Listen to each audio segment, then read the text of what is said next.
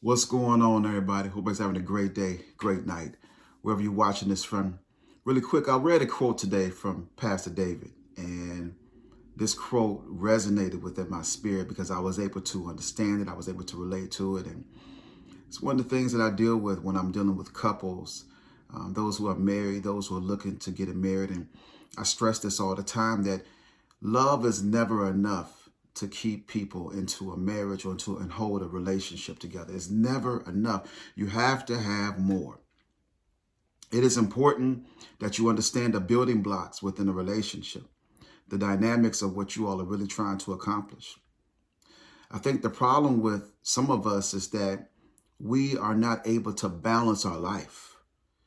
We become so comfortable and we become so focused on building our career and building a future for ourselves. And God has opened up doors, and now we're starting to blossom, and things are starting to happen. Our business is starting to take off, and our job is, we're making more money we're made in our life, and now we're in love with the person that we're in love with. So how do I balance all of this? And this is the reason why relationships and marriages do not work, because we do not have a healthy balance.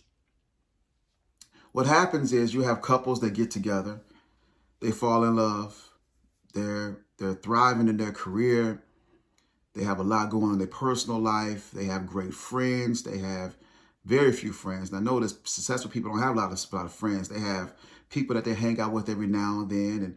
And most of the time, if you're a couple and you're going to hang out with other couples, you really don't involve yourself with singles. We'll talk about that later on. But anyways, what happens is that they become so focused on what they're doing that they don't want to position themselves to a place to where they stop going higher, because they're goal oriented. And because they're goal oriented, they're not going to allow any woman or any man to stop them from reaching their goal. So just because you have goals in place, you've fallen in love, you've gotten married, you're in a new relationship. So now you're supposed to reject the person that is in your life for the sake of your career and for the sake of what you're really trying to accomplish. And what happens is, this happens in a lot of relationships, a lot of marriages, and we wonder what happens. The problem is that people don't have that balance. And if you don't have that balance, how do you expect for your relationship or your marriage to stay afloat? And so, yes, they love each other. Oh, yeah, they love, and people can see the love. Every time they're together, they're like, wow, I want that kind of love. I want that. But at the expense of what? Because everybody that falls in love is not ready for love because they don't have a balance. And I always say this, you all, if your personal life is unbalanced, how do you expect for your relationship to be balanced? Your personal life is a reflection of who you are. It is a reflection of your character. When people look at your personal life and how you react to certain things, they can really see a lot about you. It explains a lot about you. And what we fail to realize is that if we do not balance our personal life, if we don't have a balance in the things that we do and making sure that we're prioritizing everything, when we get in a relationship, it's not going to be any better, because what's going to happen is the person that you're involved with is going to feel rejected because you really are not, you're not giving them the time that they need. And you're always making excuses for why you can't do everything, because you're putting your career, you're putting your business, you're putting your goals. You want to finish school, you want to finish getting your degree, and all of that stuff is good. But balance the person that is in your life. Bring them into the equation of what you're trying to do. If they feel like they're being second, then believe it or not, they're going to push back. And they're going to see exactly how you respond. And why is it that we have to wait for things to go south for us to change?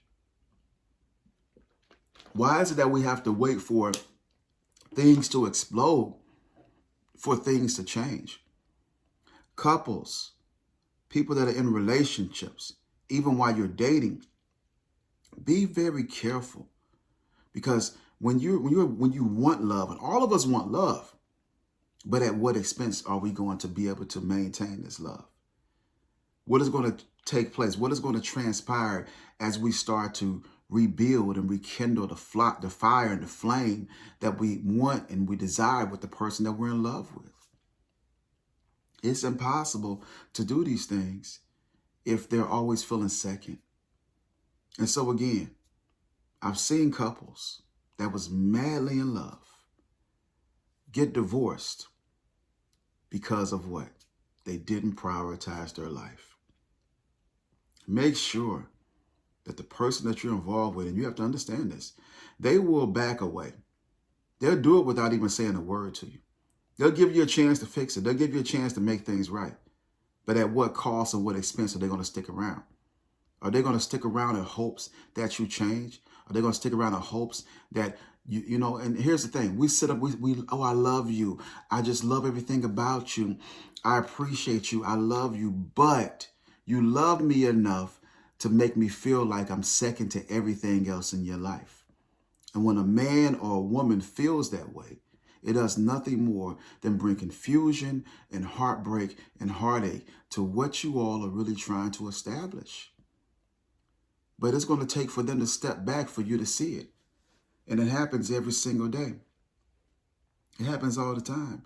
People become exhausted with trying to make a person love them correctly, to prioritize their life.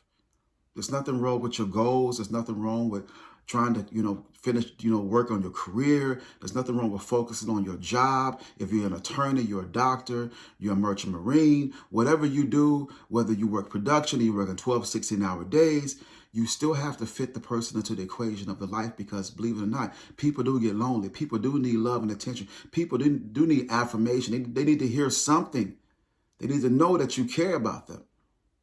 At the expense of what are you willing to sacrifice your relationship and your marriage for the success? And I'm sad to say, you all, you'll look back and you wonder, wow, I got all this and I ain't got nobody to share it with. I done bought a house and I done made some investments and I got all this money and I can't find nobody to share it with because people that come along only with me because of what I got, only with me because of what I do, they generally don't love me. When you find someone that loves you for who you are, regardless of what you got, regardless of who you are, and they want you for your time, I truly believe that's the person right there that you need in your life. Because it's easy to find somebody to come along and just spend time with you. But it's hard to find someone that loves you for the person that you are and not for what you got. So you all take heed. Your marriage and your relationship, you have to prioritize things. You have to make sure that whatever they're complaining about, they're not complaining just to complain. They're not somebody that just wants to take up time and space in your life. They're not somebody that just wants to be involved in the equation of your life. They want more of you. And if you're willing to do that, I promise you, love will not just be a word. Love will be a meaning that actually resonates and speaks into your marriage, into your relationship, and God will continue to bless you, guide you, and allow doors to open up because now you're bringing balance into your life.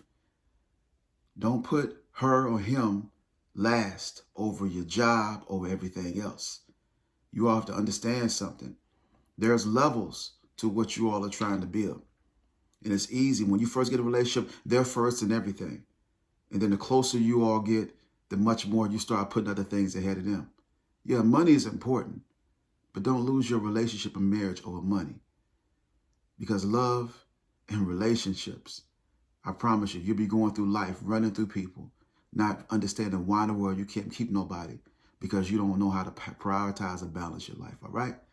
You all think about that. Last but not least, always remember, there's a moment of your life, God is bigger than this moment, and that's the reason why we got to continue to press. But bless a wonderful day.